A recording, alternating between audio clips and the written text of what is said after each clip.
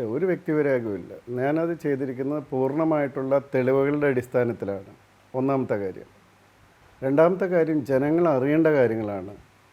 ഒരു ഭരണകൂടത്തിൽ എന്തെല്ലാം നടക്കുന്നു, എന്തെല്ലാം അതിൽ നടക്കാൻ പാടില്ലാത്തതാണ്, ഇഷ്ടപ്പെടാത്തൊരു ഉദ്യോഗസ്ഥനെ, അതൊരു ഭാഗം മാത്രമാണ്. ഇത് ആക്ച്വലി 2 പുസ്തകങ്ങളുണ്ട്, എൻ്റെ അടുത്ത ബുക്കുമുണ്ട്. അതിൽ ശരിക്കും എനിക്ക് ഇഷ്ടപ്പെട്ട കുറേ ഭാഗങ്ങൾ അതിലാണ്. പക്ഷേ ഇത് നമ്മുടെ പബ്ലിഷറാകുമ്പോൾ ഒരു കള്ളി ചെയ്ത് 2 എടുത്ത് ആണ് ഇട്ടിരിക്കുന്നത്. ഒരു ഫോട്ടോ പോലും ചേർക്കാൻ പറ്റാത്ത വിധം ഫുള്ളാണ്. ഇപ്പം മറ്റു ചിലരുടെ കഥകൾ നിങ്ങൾ കണ്ടു കാണും, അതിൽ 200 പേജ് ഉണ്ടെങ്കിൽ 150 പേജും ഫോട്ടോ ആയിരുന്നു. ഇതിലൊരു ഫോട്ടോ പോലും ഇല്ല. ഉള്ളതെല്ലാം സത്യങ്ങളാണ്. ഇപ്പം ഞാൻ എല്ലാ സത്യങ്ങളും എഴുതിയിട്ടുണ്ടോ എന്ന് ചോദിച്ചാൽ ഒരുപക്ഷെ ചിലത് വിട്ടുപോയിട്ടുണ്ടാകും. പക്ഷേ എഴുതിയിരിക്കുന്ന എല്ലാം സത്യങ്ങളാണ്, എല്ലാം പൂർണ്ണ തെളിവോടുകൂടിയാണ്. പിന്നെ അതിനെല്ലാ റെക്കോർഡ്സും എല്ലാം എൻ്റെ കയ്യിൽ ഉള്ളതാണ്. ഒരാളെയും വ്യക്തിപരമായിട്ട്, പക്ഷേ ചില കാര്യങ്ങൾ നമ്മൾ ചില വ്യക്തികൾ ചെയ്തിട്ടുണ്ടെങ്കിൽ പറയാതിരിക്കാൻ വയ്യ. അത് വ്യക്തിപരമായിട്ടുള്ള ആക്രമണമല്ല, അത് അവർ ചെയ്യരുത് എന്നായിരുന്നു. ഇപ്പം വളരെ സൗഹൃദപരമായിട്ടാണ് ഞാനും ഋഷിരാജ് സിംഗും ഇപ്പോൾ ഉള്ളത്. പക്ഷേ ഋഷിരാജ് സിംഗിനെ പറ്റിയും ജേക്കബ് തോമസിനെ പറ്റിയും ഞാൻ ഒരു ചെറിയ ചാപ്റ്റർ എഴുതിയിട്ടുണ്ട്. കാരണം അതും ആൾക്കാരറിയണം എന്താണ് സംഭവിച്ചതെന്നുള്ളത്. ഋഷി ഞാനും നല്ല ബന്ധത്തിലാണ്, not with Jacob Thomas now. അപ്പോൾ അതിൻ്റെ കാരണങ്ങൾ എന്താണെന്നും ഒരുപക്ഷെ ഋഷിയുടെ മുഴുവൻ കാര്യങ്ങളുള്ള ഒരു ഭാഗം മറ്റൊന്നിലായിരിക്കും. പക്ഷേ ആത്യന്തികമായിട്ട് ഋഷിയുടെ ഒരു മൈ ഗുഡ് ഫ്രണ്ട് എന്നുള്ളതിലാണ് ഞാൻ അവസാനിപ്പിക്കുന്നത്. പിന്നെ വ്യക്തിവൈരാഗ്യമായിട്ട് നമ്മൾ അങ്ങനെ ആരുടെയും എഴുതിയിട്ടില്ല. ഉള്ള കാര്യങ്ങൾ എഴുതുമ്പോൾ ചിലപ്പോൾ ഇപ്പോൾ ശ്രീമതി നളിനി നെറ്റോയുടെ വ്യാജരേഖകൾ എന്ന് പറഞ്ഞ് കൊടുക്കുന്നത് അബ്സല്യൂട്ട്ലി അതിന് ക്ലിയർ എവിഡൻസ് ഉള്ളതാണ്. സുപ്രീം കോടതി വരെ കണ്ട കാര്യങ്ങളാണ്, ഫയലുകളാണ്. അതുപോലെ എൻ്റെ കയ്യിൽ റൈറ്റ് ടു ഇൻഫർമേഷൻ കിട്ടിയ കോപ്പികളെല്ലാം ഇരിപ്പുണ്ട്. മനസ്സിലായോ? അപ്പോൾ അത് നമ്മൾ പറയാതിരിക്കുന്നത് എങ്ങനെ? അതിൽ വ്യക്തിവൈരാഗ്യമൊന്നുമില്ല. പിന്നെ പല അന്തർനാടകങ്ങളും പലരും കാണിക്കുന്നത്, കാരണം അത് ആൾക്കാരറിയണം, ഇവരുടെ ഡബിൾ ഫേസൊക്കെ. അപ്പോൾ അങ്ങനെയുള്ള ചില കാര്യങ്ങൾ സൂചിപ്പിച്ചിട്ടുണ്ട്. അപ്പോൾ അത്രയേ ഉള്ളൂ. കാരണം ഇത്രയധികം നടപടികൾ ബഹുമാനപ്പെട്ട സുപ്രീം കോടതി എടുത്ത് പോലീസിനെ ഇത്രയധികം ഇൻഡിപെൻഡൻറ്റും ഇമ്പാർഷ്യലും റൂൾ ഓഫ് ലോ ചെയ്യുന്നതും അനുസരിക്കാൻ പറഞ്ഞിട്ട് അവരൊക്കെ കേരളത്തിൽ എന്താ ചെയ്യുന്നത്? ഇപ്പോൾ എനിക്കെതിരെ ഏകദേശം 340 കേസും കൂടെ ഒരുമിച്ചെടുത്തു എന്ന് പറയുന്നു. ഞാൻ ഹർത്താൽ പ്രഖ്യാപിച്ചു. ഞാൻ ഒന്നാമത്തെ ജീവിതം മുഴുവൻ ഹർത്താലിനെതിരായിട്ടുള്ള ഒരാളായിരുന്നു. അതിൻ്റെ 2 ആഴ്ച മുന്നേ വരെ ഇവരുടെ തന്നെ യോഗങ്ങളിൽ പോയി ഹർത്താലിനെതിരെ പ്രസംഗിച്ച ആളാണ്. ഹർത്താൽ ഞാൻ ആഹ്വാനം ചെയ്തു എന്നുള്ളതിന് എന്താണ് തെളിവ്? ഏതെങ്കിലും മീഡിയയോ ആരെങ്കിലും പറഞ്ഞിട്ടുണ്ടോ? അപ്പോൾ എന്നെ പ്രതിയാക്കുമ്പോൾ അതിന് മുമ്പ് ഒരു കേസിൽ ഒരാളെ പ്രതിയാക്കുമ്പോൾ എന്തെങ്കിലും ഒരു തെളിവ് വേണ്ടേ? ഞാനൊരു എക്സാമ്പിൾ എൻ്റെ കാര്യം മാത്രം പറഞ്ഞതേ ഉള്ളൂ. അപ്പോൾ അത്രയും പറഞ്ഞൊരു രാഷ്ട്രീയ പാർട്ടിക്ക് വേണ്ടി ദാസ്യവേല ചെയ്യുന്ന വിധത്തിൽ പോലീസ് ഇത്രയും സ്വാതന്ത്ര്യം മുഴുവൻ സുപ്രീം കോടതി കൊടുത്തിട്ടും അങ്ങനെ ചെയ്യുന്നു എന്നുള്ളതാണ്. അപ്പോൾ അത്തരം കാര്യങ്ങൾ നമ്മൾ ചൂണ്ടിക്കാണിച്ചേ പറ്റുള്ളൂ.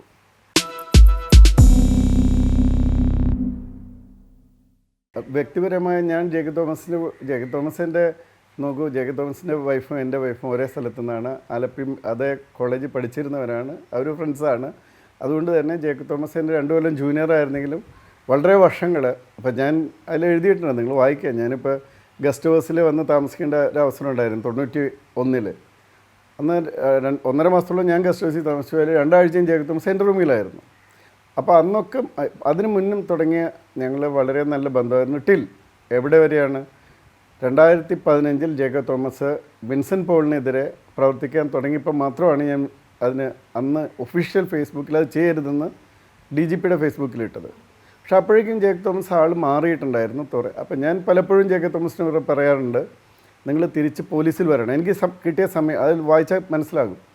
തിരിച്ച് ഏതെല്ലാം നിങ്ങൾ പോലീസിൽ വരണം, പോലീസിങ് പഠിക്കണം. കാരണം നിങ്ങൾ 3-4 വർഷം സീനിയർ മോസ്റ്റ് ആളായിരിക്കും. ഇപ്പം ഞാൻ റിട്ടയർ ചെയ്ത ജേക്കബ് തോമസ് ആണ് സീനിയർ മോസ്റ്റ് ആകുക എന്ന് അന്ന് ഞാൻ പറഞ്ഞിരുന്നത്. പക്ഷേ അന്ന് ജേക്കബ് തോമസ് അതൊന്നുമല്ല പറയുക, അത് മാനേജ്മെൻറ്റാണ്. അപ്പം ഞാൻ പറയും, സ്വന്തം ജോലി പഠിക്കാതെ മാനേജ്മെൻറ്റ് നടക്കില്ല. അതിനുശേഷം ജേക്കബ് തോമസ് പിണറായി വിജയൻ മുഖ്യമന്ത്രിയാവുന്ന സ്വപ്നം കാണുകയും അതേപ്പറ്റി എഴുതുകയും പ്രസംഗിക്കുകയും ഒക്കെ ചെയ്തു. ഇപ്പം എന്തായി? ഇപ്പോൾ എവിടെയാണ് ജേക്കബ് തോമസും ശ്രീ പിണറായി വിജയനും? ഇപ്പോൾ എവിടെയാണ് അന്നത്തെ ഹോം സെക്രട്ടറിയും ശ്രീ ജേക്കബ് തോമസും? അപ്പോൾ അതൊക്കെ ജേക്കബ് തോമസിന് പറ്റിയത് അദ്ദേഹത്തിനെ ഇഷ്ടപ്പെട്ടിരുന്ന അദ്ദേഹത്തിൻ്റെ കൂടെ ഉണ്ടായിരുന്നവരെ വഞ്ചിച്ച് പുറത്ത് ചാടാൻ പോയതുകൊണ്ടാണ്. അതാണ് സംഭവിച്ചത് വാസ്തവത്തിൽ. ഇപ്പോൾ അദ്ദേഹം അവിടെ ഒരു ഭാഗത്താണ്. ഇപ്പോൾ ഇലക്ഷൻ നിൽക്കുന്നു പറഞ്ഞു. ഞാൻ എന്നേ പറഞ്ഞു, ഇലക്ഷൻ നിൽക്കാൻ സമ്മതിക്കാൻ പറ്റില്ല. കാരണം ഗവൺമെൻറ് സമ്മതിക്കില്ല. രാജിവെക്കാനോ വോളണ്ടറി റിട്ടയർമെൻറ്റ് എടുക്കാനോ പറ്റില്ല ഇപ്പോഴും. അപ്പോൾ അങ്ങനെയല്ലേ സംഭവിച്ചത്. അപ്പോൾ അല്ല, ഞാൻ അത്തരം കാര്യങ്ങൾ കുറച്ച് തുറന്ന് പറഞ്ഞിട്ടുണ്ടെന്നേ ഉള്ളൂ. എന്തുകൊണ്ടാണ് ജേക്കബ് തോമസ് എനിക്കെതിരെ 6-7 കേസ് കള്ളക്കേസ് വന്നതാണ്. അതെല്ലാം ഇപ്പോൾ ഹൈക്കോടതിയും സുപ്രീം കോടതിയും പോയി പലർക്കും ശിക്ഷ വരെ കിട്ടിയതാണ്. അതെല്ലാം ഇനിഷ്യേറ്റ് ചെയ്യപ്പെട്ടത് ആ കാലത്തായിരുന്നു. ഞാൻ ലീവിൽ പോയ കാലത്തോ അല്ലെങ്കിൽ ആ കാലഘട്ടങ്ങളിൽ ഒരു പർട്ടിക്കുലർ ആളെ കൊണ്ട്, അന്ന് ആ ആളാണ് 10-70 ഹൈക്കോടതി വരെ ചോദിച്ചു എന്താ ഒരാൾ മാത്രം ഇങ്ങനെ പരാതി വിജിലൻസി കൊടുക്കുന്നതെന്ന്. ഇപ്പോൾ ഒരു പരാതി ആളുടെ ഇല്ലല്ലോ, ജേക്കബ് തോമസ് ഉണ്ടായിരുന്ന സമയത്തായിരുന്നു. അപ്പോൾ അത് എന്തിനു വേണ്ടിയാണ് ജേക്കബ് തോമസ് ചെയ്തത്? അപ്പം ഞാൻ ജേക്കബ് തോമസിനെ സഹായിച്ചിട്ടേ ഉള്ളൂ. അത് കൊച്ചി സിറ്റി പോലീസ് കമ്മീഷണറാകുന്ന കാര്യത്തിലായാലും സിവിൽ സപ്ലൈസ് കോർപ്പറേഷൻ്റെ MD ആകുന്ന കാര്യത്തിലായാലും ഈവൻ KTDFCയുടെ MD ആകുന്ന കാര്യത്തിലായാലും എൻക്വയറി നടത്തി പലപ്പോഴും എന്താ പറയുന്നത്, ഞാനും ഹേമേന്ദ്രനൊക്കെ വളരെയധികം സഹായങ്ങൾ ചെയ്ത ആൾക്കാരാണ്. അപ്പോൾ എന്നിട്ടാണ് നമ്മളോട് ഇത്തരം രീതിയിൽ കള്ളക്കേസ് എടുക്കുകയും, ഇപ്പോൾ ഞാൻ പറയാം, ഇപ്പോൾ പെരുമ്പാവൂർ ജെ കേസിന് ഞാൻ എഴുതിയിട്ടുള്ളൂ, അതിൻ്റെ ഫുൾ ഫോമൊക്കെ നിങ്ങൾക്കറിയാം. ആ കേസിൽ പോലും വിജിലൻസ് ഒരു അന്വേഷണം നടത്തിയിട്ടുണ്ടായി. അത് കോടതി തന്നെ പറഞ്ഞു സബ് ജുഡീസാണ്, വളരെ തെറ്റായിട്ടാണ്, ഒരു കാലത്തും ചെയ്യാൻ പാടില്ലാത്തതെന്ന് വിചാരണ കോടതി വിധിയിൽ പറഞ്ഞിട്ടുണ്ട്. അപ്പോൾ ആ പറഞ്ഞത് എന്തുകൊണ്ടാണ് ആ എൻക്വയറി നടത്തിയത് എന്തിനാ? അതിന് തൊട്ട് മുമ്പ് എനിക്കൊരു റൈറ്റ് ടു ഇൻഫർമേഷൻ വേറൊരാൾ വഴി കിട്ടിയിരുന്നു. അതായത് ആ കേസിൽ മിക്കവാറും എല്ലാ തെളിവും ആദ്യത്തെ ടീം തന്നെ എടുത്തതാണെന്നുള്ള തെളിവ് മനസ്സിലായോ? അതിൻ്റെ റൈറ്റ് ടു ഇൻഫർമേഷനിൽ അവിടുത്തെ SP തന്നെ എനിക്ക് തന്നിരുന്നു, ഉണ്ണിരാജ. അപ്പോൾ അത് ഞാൻ ഹൈക്കോടതിയിലോ സുപ്രീം കോടതിയിലോ കൊടുക്കാതിരിക്കാൻ, ആ അന്വേഷണം പോലും തെറ്റാണെന്ന് കാണിക്കാൻ വേണ്ടി ഒരു കാലത്തും കേസ് അന്വേഷിക്കാത്ത പ്രോപ്പറായിട്ട് നിയമങ്ങളറിയാത്ത ഒരാൾ കൊണ്ട് ചെയ്യിച്ചതാണത്. അന്നത്തെ ഹോം സെക്രട്ടറി ചെയ്യിച്ചാണെന്ന് ഞാൻ മനസ്സിലാക്കുന്നത്. അപ്പോൾ കോടതി പോലും ക്രിട്ടിസൈസ് ചെയ്തു, അതിന് വിധിയിലുണ്ട്, കൃത്യമായിട്ട് എഴുതിയിട്ടുണ്ട്. ആ ചെയ്തത് വിജിലൻസ് ചെയ്തത് തികച്ചും തെറ്റാണ്. കാരണം ട്രയലിലിരിക്കുന്നൊരു കേസാണ്, അതിലെങ്ങനെയാണ് വിജിലൻസ് കയറി അന്വേഷണം നടത്തുക? അതും വിജിലൻസ് അന്വേഷിക്കുന്നത് ഏതെങ്കിലും പണത്തിനെ പറ്റിയുള്ള ആരോപണമല്ല, ശാസ്ത്രീയമായിട്ടുള്ള അന്വേഷണത്തെ പറ്റിയുള്ള അന്വേഷണമാണ്. മനസ്സിലായോ? അപ്പോൾ അതിൻ്റെ വിധി വന്നപ്പോൾ അതിൽ നോക്കിയാൽ അറിയാം. കോടതിയുടെ നമ്പർ ഇട്ട് തന്നെ ഞാൻ എൻ്റെ ബുക്കിൽ പറഞ്ഞിട്ടുണ്ട്. കോടതി വിധിയിൽ ഇത്രയും കാര്യങ്ങൾ നമ്മൾ പറയുന്നുണ്ട്.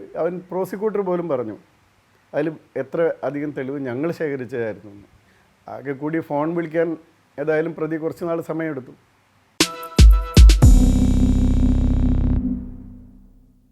ഞാനിതിൽ 2 ചാപ്റ്റർ ഫുള്ളായിട്ടുണ്ട്. ഞാൻ കണ്ട ISROയിൽ ഞാൻ കണ്ടത് അതാണ് ആദ്യത്തെ ചാപ്റ്റർ. അപ്പോൾ എൻ്റെ അടുത്ത് വന്നതിന് ശേഷം ഇത് 96 നോക്കണം. 1996 ജൂൺ 24 അന്നത്തെ മുഖ്യമന്ത്രിയായിരുന്ന ശ്രീ E.K. നായരെ എന്നെ വിളിച്ച് നിർബന്ധപൂർവ്വം കേസ് ഏൽപ്പിക്കുകയും ഓർഡർ ഇട്ടപ്പോൾ തന്നെ ഞാൻ എഴുതി കൊടുത്തു, ഇതിൽ ഒരു കോടതി ഉത്തരവുണ്ടായാലേ ഞാൻ നടപടി തുടങ്ങുള്ളൂ എന്ന്. അങ്ങനെ ഹൈക്കോടതിയുടെ വിധി വന്നതിന് ശേഷം ഞാൻ ഇവിടുത്തെ CJM കോടതിയിൽ പെർമിഷനായിട്ട് കൊടുത്തു. ഇങ്ങനെയാണ് ആ കേസിൻ്റെ അത്ര എഴുതുള്ളൂ. അതിൽ എനിക്ക് കിട്ടിയ അന്നത്തെ പഴയ ഇൻഫർമേഷൻസും പിന്നീട് ഇതിലൊരു കോ അക്യൂസ്ഡായിട്ട് അന്നുണ്ടായിരുന്ന ഡോക്ടർ ശ്രീ ശശികുമാർ ഒക്കെ അടക്കമുള്ളവരുടെ എൻ്റെ വിവരങ്ങളും എല്ലാം അനുസരിച്ചാണ് ഞാൻ മിണ്ടാതിരിക്കുകയായിരുന്നു. അപ്പോൾ അതിനുശേഷം അതിൽ കാര്യങ്ങൾ പറഞ്ഞിട്ടുണ്ട്. എന്തുകൊണ്ട് രണ്ടാമത്തെ കാര്യം, ഞാൻ ഇവിടെ ഒരു ദിവസം മീഡിയയെ തന്നെ വിളിച്ചിട്ട് അദ്ദേഹത്തിന് ഇത് പത്മ അവാർഡ് കൊടുത്തതിനെ പറ്റിയുള്ള എനിക്കുള്ള എതിർപ്പ് ഞാൻ പറയുണ്ടായി. അതിൻ്റെ കാരണം വിശദമായിട്ട് രണ്ടാമത്തെ ചാപ്റ്ററിൽ ISROയുടെ ഉത്തരാർദ്ധത്തിൽ പറയുന്നുണ്ട്. ആര് തെറ്റുകാരനാണെന്നൊന്നും അതിൽ ഞാൻ പറഞ്ഞിട്ടില്ല.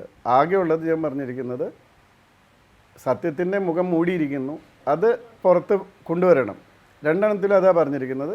ഇപ്പോഴത്തെ എൻക്വയറി കമ്മീഷൻ ശരിയായിട്ട് വർക്ക് ചെയ്യുകയും ഈ 3 ഉത്തരവാദിത്തപ്പെട്ട, അതായത് കൊടുക്കേണ്ട വിവരം കൊടുക്കേണ്ട CB മാത്യു സാറും ജോഷയും വിജയനും ശരിക്ക് വിവരം കൊടുക്കുകയും ചെയ്താൽ കൃത്യമായിട്ട് മനസ്സിലാകും. പിന്നെ അദ്ദേഹം ഒരു ശാസ്ത്രജ്ഞ നിലയിൽ എന്തായിരുന്നു എന്നുള്ളത് ഉള്ള തെളിവുകൾ ഞാൻ ആ ബുക്കിൽ തന്നെ കൊടുത്തിട്ടുണ്ട്. 82 മുതലുള്ള കംപ്ലീറ്റ് ഡീറ്റെയിൽസ് എനിക്ക് കിട്ടിയത്, അത് കൃത്യമായ രേഖകളുടെ കോപ്പി എനിക്ക് കിട്ടിയത് ഞാൻ അതിൽ കാണിച്ചിട്ടുണ്ട്. അപ്പോൾ നിങ്ങൾക്ക് മനസ്സിലാകും എത്ര വലിയ ശാസ്ത്രജ്ഞനായിരുന്നു അദ്ദേഹമെന്നും, അല്ലെങ്കിൽ ISROയിലെ ഡോക്ടർ മുത്തുനായകം അടക്കമുള്ള 100 കണക്കിന് പേര് അവർ ചെയ്ത എഫേർട്ടിന് എന്തുകൊണ്ട് അവർക്ക് അവാർഡൊന്നും കിട്ടിയില്ല എന്നും ഉള്ളതെല്ലാം അതിൽ കൃത്യമായിട്ട്. അതിലും ഏറ്റവും ക്യൂരിയസ് എന്നോ ധാർമ്മികമായിട്ടുള്ള ഏറ്റവും വൃത്തികെട്ട കാര്യം ഗവൺമെൻറ് ഓഫ് കേരള ചെയ്തത്. ഇപ്പോൾ എനിക്ക് പേരിലുള്ള എല്ലാ കള്ളക്കേസുകളും പോയി കഴിഞ്ഞപ്പോൾ ഞാൻ ഗവൺമെൻറ് ഓഫ് ഇന്ത്യക്ക് ലെറ്റർ കൊടുത്തു എൻ്റെ KITയിലെ ഇതിനെപ്പറ്റി. അപ്പോൾ ഇവിടെ നിന്നൊരു മറുപടി അയച്ചു. എന്താണ്? ISRO കേസ് 1994 TP സെൻകുമാറിൻ്റെ നേതൃത്വത്തിൽ ഒരു സ്പെഷ്യൽ ഇൻവെസ്റ്റിഗേഷൻ ടീം ഇട്ടു. ഇപ്പോൾ സുപ്രീം കോടതി 50 ലക്ഷം രൂപ വിധിച്ചിട്ടുണ്ട്. പിന്നെ സുപ്രീം കോടതി നമ്പിനാരായണനോട് സ്വകാര്യ അന്വേഷണം നടത്തിക്കോളാൻ പറഞ്ഞിട്ടുണ്ട്. സുപ്രീം കോടതി ഒരു അന്വേഷണ കമ്മീഷനെ വെച്ചിട്ടുണ്ട്. ഇതെല്ലാം കഴിയുമ്പോൾ സെൻകുമാറിൻ്റെ സ്ഥിതി സീരിയസ് ആയിരിക്കുന്നു. ഞാനുമായിട്ട് എന്ത് ബന്ധമുണ്ടത്? മനസ്സിലായോ? ശരിക്കും പിതൃശൂന്യമായിട്ടൊരു കാര്യം ഒരു ഗവൺമെൻറ്റും ആ ഒപ്പിട്ട ഉദ്യോഗസ്ഥൻ പോലും ഇതെന്താണ് ഈ പറയുന്നത്? 1994 ISRO റിപ്പോർട്ട് ചെയ്ത് പിറ്റേ നെക്സ്റ്റ് സെൻറ്റൻസ് TP സെൻകുമാറിൻ്റെ നേതൃത്വത്തിൽ സ്പെഷ്യൽ ഇൻവെസ്റ്റിഗേഷൻ ടീം വെച്ചിരുന്നു. ഈ എൻ്റെ ടീം വരുന്നത് 1996 CBIയുടെ കേസ് തിരിച്ചെടുക്കാനാണ്. അത് ഹൈക്കോടതി ഉത്തരവിന് ശേഷം മാത്രമാണ് ഞാൻ ഒരു ദിവസം നിന്നത്. എന്നിട്ട് ഈ ശ്രീമാൻ നമ്പിനാരായണൻ എന്താ ചെയ്തത്? ഈ അദ്ദേഹത്തിൻ്റെ ആത്മകഥയെ പോലും എന്നെ പറ്റി ഒന്നുമില്ല. പക്ഷേ മനോരമ ന്യൂസ് മേഖലയിൽ പോയിട്ട് ഞാൻ പീഡിപ്പിക്കാൻ ശ്രമിച്ചു എന്ന് പറഞ്ഞു. ഞാൻ അതിന് ശേഷം റിയാക്ട് ചെയ്തുള്ളൂ. അപ്പോൾ അത് മാത്രമല്ല, പ്രതി എന്താണ്, എതിർകക്ഷി എന്താണെന്ന് പോലും അദ്ദേഹത്തിന് അറിയില്ല. ഞാൻ അദ്ദേഹത്തിൻ്റെ അത് 80 സിവിൽ പ്രൊസീജിയർ കോഡ് അനുസരിച്ചുള്ള ഒരു നോട്ടീസാണ്. ഗവൺമെൻറ്റാണ് പ്രധാന പ്രതി. ആ ഗവൺമെൻറ് ഇട്ട ഓർഡറിൻ്റെ പേരിൽ എന്നെയും കൂടി അതിൽ കാണിച്ചിട്ടുണ്ടെന്നേ ഉള്ളൂ. അത്രയേ ഉള്ളൂ അതിൽ. അതല്ലാതെ ഗവൺമെൻറ്റിൻ്റെയും അതും EK നായനാർ ഇവരുടെ ഇപ്പോൾ ഇരിക്കുന്ന ഗവൺമെൻറ്റിൻ്റെ ഏറ്റവും വലിയ തലതൊട്ടപ്പനെന്നോ എന്നോ പറയാവുന്ന ശ്രീ EK നായനാർ എന്നെ മാത്രം വിശ്വാസമുള്ളൂ എന്ന് പറഞ്ഞ് എന്നെ അടിച്ചേൽപ്പിച്ചൊരു കേസിൽ ഹൈക്കോടതി ഉത്തരവിന് ശേഷം ഞാൻ CJM കോടതിയിൽ ഫർദർ ഇൻവെസ്റ്റിഗേഷന് വേണ്ടി ഒരു റിപ്പോർട്ട് കൊടുത്തു എന്നുള്ളതിൽ എന്ത് കുറ്റമാണ് ഇരിക്കുന്നത്? ഇതാണ് എൻ്റെ പേരിലുള്ള കുറ്റം. അതിലെ പ്രതി അത്രയും ഞാൻ എതിർകക്ഷിയാണെന്നൊരു കേസിൽ സിവിൽ കേസിൽ പറയാം. അപ്പോൾ ഇതെല്ലാം കഴിഞ്ഞതിന് ശേഷമാണ് ചിലർക്ക് ചില കഴിവുകളുണ്ട്, ചിലരെ തെറ്റിദ്ധരിപ്പിക്കാനും ചിലരെ പോയി ഇൻഫ്ലുവൻസ്. ഞാനാണെങ്കിൽ ഞാൻ ഒരിക്കലും പോകാറില്ല. പിന്നെ അവിടെ ഇരുന്നോട്ടെ, എത്ര അത് പിന്നീട് മനസ്സിലാകട്ടെ എന്ന് വയ്ക്കും. പക്ഷേ ഈ പറയുന്ന ആ കേസിൽ തന്നെ പെട്ട ശ്രീ ശശികുമാറും ബാക്കിയുള്ളവരും എല്ലാം അറിയണം. അതുപോലെ ആരാണ് ക്രയോജനിക് എഞ്ചിന് വേണ്ടി പ്രവർത്തിച്ചത്? ഇപ്പോൾ എന്നോട് ചോദിക്കേണ്ട ISROയിൽ പ്രവർത്തിച്ചിരുന്ന ആയിരക്കണക്കിന് എഞ്ചിനീയർമാരും സയൻറ്റിസ്റ്റും ഉണ്ട്. അവരോടൊന്ന് ചോദിച്ചു നോക്കും. അത് മാത്രം ചെയ്താൽ മതി. എനിക്ക് ഏറ്റവും ഇത് വന്നത്, എന്നെ ISROക്കാർ പിന്നീട് പലയിടത്തും വെച്ച് കണ്ടു, റിട്ടയർ ചെയ്തവരും അല്ലാത്തവരും കണ്ടിട്ടുണ്ട്. അവരെല്ലാം എന്നോട് പറഞ്ഞു, സാറെങ്കിലും പറഞ്ഞല്ലോ, ഞങ്ങൾക്കും ധൈര്യമില്ലായിരുന്നു പറയാൻ, സാറെങ്കിലും അത് പറഞ്ഞല്ലോ, തുറന്നു പറഞ്ഞല്ലോ എന്ന്. ഞാനിപ്പോൾ 9 ലോക്സഭാ മണ്ഡലങ്ങളിൽ പര്യടനം നടത്തിയാൽ പലയിടത്തും എൻ്റെ അടുത്ത് ആൾക്കാർ വന്ന് പറഞ്ഞു. മനസ്സിലായോ? ഇത് പറഞ്ഞത് വളരെ നന്നായി, സാറെങ്കിലും അത് പറയേണ്ടതായിരുന്നു എന്ന്.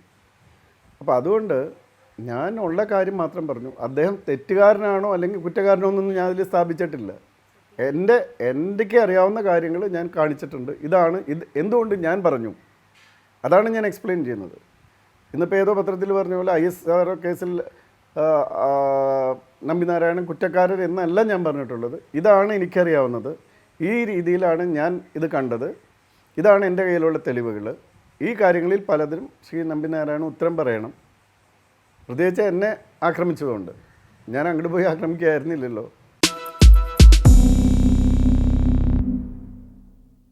ഈ കേസ് അന്വേഷിക്കുന്ന സമയത്ത് ഇതൊരു വനിതാ പോലീസ് ഓഫീസർ അന്വേഷിക്കണമെന്നും പറഞ്ഞ് വലിയ ഡിമാൻഡ്സൊക്കെ വന്ന സമയത്ത് ഞാൻ ആ ടീമിൽ അന്ന് അജിത ബീഗത്തേക്ക് ഉൾപ്പെടുത്തിയിരുന്നു. പക്ഷേ അവർ അഡ്വാൻസ് പ്രഗ്നൻസിയിലായിരുന്നുകൊണ്ട് അവർക്ക് പോകാൻ പറ്റില്ലായിരുന്നു. അപ്പോൾ എൻ്റെ ഓഫീസിലുണ്ടായിരുന്ന ഒരു സീനിയർ ഉദ്യോഗസ്ഥയോട് ഞാൻ പറഞ്ഞു, ഈ കേസ് ഒന്ന് ഏറ്റെടുക്കുക. പത്മകുമാർ ലോക്കൽ ഇലക്ഷനിലുമാണ്, അപ്പോൾ അതുകൊണ്ട് ഏറ്റെടുക്കാൻ പറഞ്ഞപ്പോൾ ആദ്യം അവർ പറഞ്ഞു ഞാൻ പറയുന്ന ടീം വേണമെന്ന് പറഞ്ഞു. അപ്പോൾ ഞാൻ പറഞ്ഞു, നോക്കൂ, അത് സാധ്യമല്ല. ഇപ്പോൾ പോലീസ് ഹെഡ്ക്വാർട്ടേഴ്സിൽ പോലും എനിക്കിഷ്ടമുള്ള എല്ലാവരും ആണോ, ഞാൻ സെലക്ട് ചെയ്ത എല്ലാവരുമാണ് ഇരിക്കുന്നത്. എനിക്ക് കിട്ടുന്ന ടീം അനുസരിച്ച് പ്രവർത്തിക്കാനേ പറ്റുള്ളൂ. ഇത് ഇലക്ഷൻ ടൈം കൂടിയാണ്, കുറച്ച് പേരുണ്ടാവും. പക്ഷേ എല്ലാ കേസിലും എനിക്കിഷ്ടപ്പെട്ട അതേ ആൾക്കാർ മാത്രം ടീം കിട്ടുക എന്ന് പറയുന്നത് ശരിയല്ല. അങ്ങനെ നടക്കുന്നത് ശരിയല്ലല്ലോ. അപ്പോൾ അങ്ങനെ പറഞ്ഞു കഴിഞ്ഞു. ഇടയ്ക്ക് അവർ 2-3 പ്രാവശ്യത്തിൻ്റെ അടുത്ത് പറഞ്ഞു, അതായത് സംശയങ്ങൾ ആളെ കിട്ടിയില്ലല്ലോ, അത് എന്തുകൊണ്ട് CPM ആയിരിക്കില്ലേ ഇതിൻ്റെ പുറകിൽ. അപ്പോൾ ഞാൻ ചോദിച്ചു, എങ്ങനെയാണ് CPM ആകുക?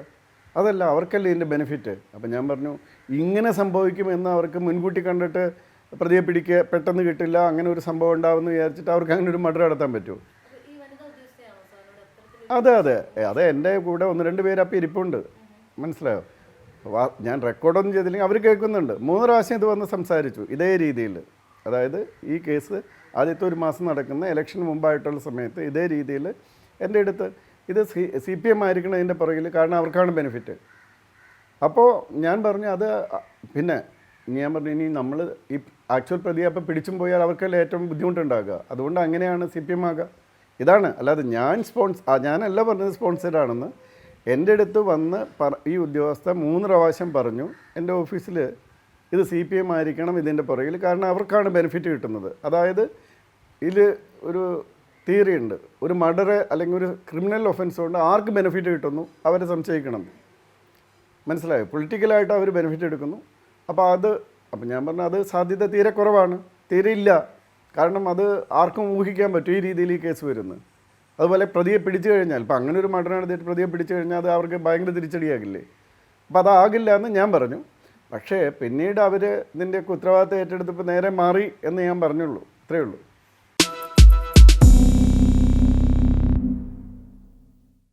സത്യത്തിൽ എന്നെ മാറ്റുന്നതിനുള്ള പ്രധാന കാരണം എന്താണെന്ന് എനിക്കറിയില്ല.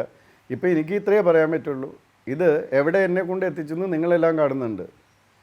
ഇപ്പോൾ കേരളത്തിൽ 9 ലോക്സഭാ കോൺസ്റ്റിറ്റ്യുവൻസിയിൽ പോയിട്ട് ഫുൾ ടൈം പോലെ പ്രചരണം നടത്താനും ഇവിടെ ശ്രീ കുമ്മനം രാജേട്ടൻ്റെ ഇലക്ഷൻ കമ്മിറ്റി ചെയർമാനും ഒക്കെ ആകാനും ഇടയാക്കിയത് ഇത്തരം കുറേ കാര്യങ്ങളാണ്. ഞാൻ ഒരിക്കലും വിചാരിച്ചിരുന്നില്ല നമുക്ക് പല കാര്യങ്ങളും അറിയാമെങ്കിലും നമ്മളൊരു ഉദ്യോഗസ്ഥൻ ഒരു പക്ഷേ 2016 എന്നെ തിരിച്ചെടുത്തതിന് ശേഷവും എന്നെ മര്യാദയ്ക്ക് കാറ്റിൽ പോകാൻ സമ്മതിക്കുകയാണെങ്കിൽ അപ്പോഴും എൻ്റെ വീട്ടിൽ നിന്നുള്ള സമ്മർദ്ദം ഉണ്ടാകുക ആ കാറ്റിൽ പോകാനായിരിക്കും.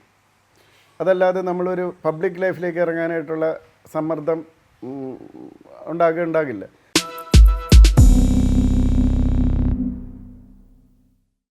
നമ്മൾ ഞങ്ങളുടെ നാട്ടിലൊരു സെയിങ് ഉണ്ട്, അളം മുട്ടിയാൽ ചേരയും കടിക്കുന്നു. അപ്പോൾ അതുപോലെ നമ്മളെ കള്ളക്കേസെടുത്ത് എല്ലാ കള്ളക്കേസും ആ കള്ളക്കേസിലൊന്നും തിരിച്ച് കേസെടുത്തിട്ടില്ല. ബെഹ്റയെല്ലാം ചെയ്ത് തെറ്റാണ്. എനിക്കെതിരെ കേസെടുക്കണമെന്ന് നിർദ്ദേശം തെറ്റായിട്ട് കൊടുത്ത ഒരു ഓഫീസർക്കെതിരെ ഞാൻ പരാതി കൊടുത്തിട്ടും ശ്രീ ബെഹ്റ അത് ഒരു കോഗ്നിസിബിൾ ഒഫൻസായിട്ടും ബെഹ്റ നടപടി എടുത്തിട്ടില്ല. ആ ഫയൽ പൂഴ്ത്തി വെച്ചിരിക്കുകയാണ്. ആ ഫയലിൻ്റെ കോപ്പി എടുക്കാൻ ഇപ്പോൾ ചീഫ് ഇൻഫർമേഷൻ കമ്മീഷണർ അടുത്ത് ഞാൻ പരാതി കൊടുത്തിരിക്കുകയാണ്. അതുപോലെ മറ്റൊരു കേസിൽ ഇവിടെ ഇതുപോലെ ഇൻ്റർവ്യൂ നടത്തിയിട്ട് അതെല്ലാം എഡിറ്റ് ചെയ്ത് ഞാൻ പറഞ്ഞ ചില കാര്യങ്ങൾ ചിലയിടത്ത് മാത്രം കയറ്റിയിട്ട് ഒരു CD ഒക്കെ ഉണ്ടാക്കിയിട്ട് ആ കേസിലും കൃത്യമായിട്ട് പോലീസിന് കിട്ടിയത് എഡിറ്റഡ് CD ആണ്. അവർ ഒറിജിനലില്ല ഈ സാധനത്തിൻ്റെ. അങ്ങനെയാണ് കേസിൽ അവസാനം ഞാൻ പറഞ്ഞതല്ല പറഞ്ഞതെന്ന് വരെ പോലീസ് കണ്ടെത്തിയത്. ആ കേസിലെ ഡയറി മാറ്റിച്ചു സീനിയർ ഓഫീസേഴ്സ്. ആക്ച്വലി ഉണ്ടായിരുന്ന ഡയറി വരെ മാറ്റിച്ചു നോക്കി. പക്ഷേ എന്നിട്ടും അവർക്കൊന്നും ചെയ്യാൻ പറ്റാത്തതുകൊണ്ട് വളരെ സയൻറ്റിഫിക് ആയിട്ടുള്ള എവിഡൻസ് ഉണ്ടായിരുന്നതുകൊണ്ട് അതിലൊന്നും ചെയ്യാൻ പറ്റിയില്ല. കാരണം അതെല്ലാം എന്നിട്ടും അത് ചെയ്ത മാഗസിനെതിരെയും അത് ചെയ്ത ആൾക്കെതിരെയും കേസെടുത്തില്ല. ഫോർജറിക്കും ഇതെല്ലാം IT ആക്ട് അനുസരിച്ചെല്ലാം അവർക്കെതിരെ കേസെടുക്കേണ്ടതാണ്. മനസ്സിലായോ? അപ്പോൾ ഇപ്പോൾ എനിക്കെതിരെ കള്ളക്കേസ് കൊണ്ടുവന്ന ഇപ്പോൾ സുഖാർണ എന്ന് പറഞ്ഞാൽ 27,000 രൂപ ഫൈൻ ഇട്ടു. ആ കേസിൽ ഈ കേസ് എനിക്കെതിരെ ഉണ്ടാക്കുന്നത് എങ്ങനെയാണെന്ന് വെച്ചാൽ ഇപ്പോൾ ഇലക്ഷനിൽ മത്സരിക്കുന്ന ഒരു സ്ഥാനാർത്ഥിയുടെ ബന്ധു സഹോദരിയുടെ പുത്രൻ അയാളൊരു DYSP ആണ്. ആ DYSP ആണ് പല തെളിവുകളും മാറ്റി വെച്ചിട്ട് ഇത് ഇങ്ങനെ എടുക്കാം. അതായത് അന്ന് ഞാൻ എന്താണ് ചെയ്തത്? ജീവിതത്തിൽ എൻ്റെ സർവീസിൽ ഒരിക്കലും HPL എടുക്കാത്ത ഞാൻ ആ HPL കമ്മ്യൂട്ട് ചെയ്യാനായിട്ട് പോകാൻ നമുക്ക് കമ്മ്യൂട്ട് ചെയ്യാൻ കൊടുക്കാം. അത് എന്നെ അപ്ലൈ ചെയ്തു തന്നെയാണ് ഫോർജറിക്ക് കേസ് എടുത്തത്. അപ്പോൾ എനിക്ക് ആ കേസ് അവസാനം സുപ്രീം കോടതി വിധി ഉണ്ടായിട്ട് പോലും എനിക്ക് പൈസ തരാതെ CAT കാറ്റിൽ പോയിട്ട് അവർ ഓർഡർ ചെയ്തപ്പോൾ അത് പൈസ തന്നു. ഞാൻ അതിൻ്റെ കോസ്റ്റിന് കൂടി കൊടുത്തിരിക്കുകയാണ്. കേസ് അവിടെ നിൽക്കുകയാണ്.